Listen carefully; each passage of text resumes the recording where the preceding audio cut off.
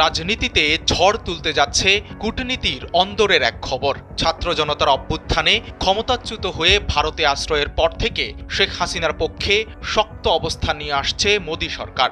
তবে দীর্ঘ বিচার প্রক্রিয়ায় পতিত এই প্রধানমন্ত্রীর ফাঁসির রায়ের পর সেই অবস্থান থেকে সরে আসছে দেশটি। হাসিনাকে অন্য কোনো দেশে পাঠিয়ে দেওয়ার সিদ্ধান্ত নিয়েছে ভারত।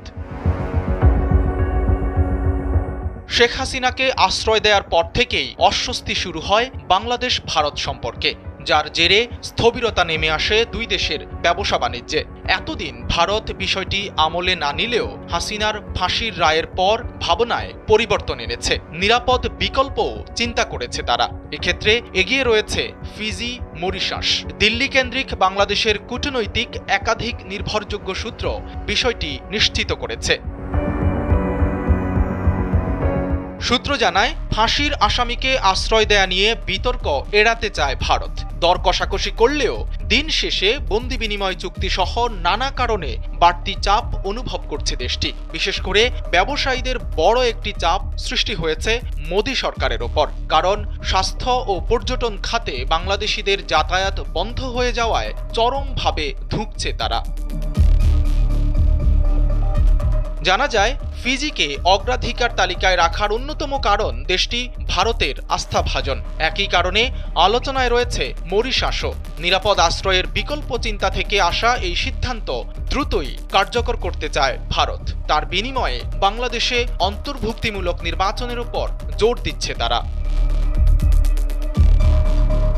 গত 17 নভেম্বর ট্রাইব্যুনালে শেখ হাসিনার ফাঁসির রায় ঘোষণা হওয়ার পর থেকে ভারত বেশ কিছুটা বিব্রত অবস্থায় পড়েছে। দুই দেশের মধ্যে বন্দি বিনিময় চুক্তি থাকার কারণে দণ্ডপ্রাপ্ত আসামি বিনিময় করার ব্যাপার রয়েছে, যা নিয়ে কিছুটা বেকায়দা রয়েছে মোদী সরকার। গত 18 নভেম্বর বাংলাদেশের জাতীয় নিরাপত্তা উপদেষ্টা খলিলুর রহমান ভারতের জাতীয় নিরাপত্তা উপদেষ্টা অজিত দোভালের সঙ্গে একান্ত বৈঠক করেন। দুই উপদেষ্টার মধ্যে কি আলোচনা হয়েছে সে বিষয়ে কোনো পক্ষ মুখ না খুললেও একটি নির্ভরযোগ্য দায়িত্বশীল সূত্র জানিয়েছে, বৈঠকে শেখ হাসিনাকে অন্যত্র সরিয়ে নেয়ার ইঙ্গিত এসেছে ভারতের পক্ষ থেকে।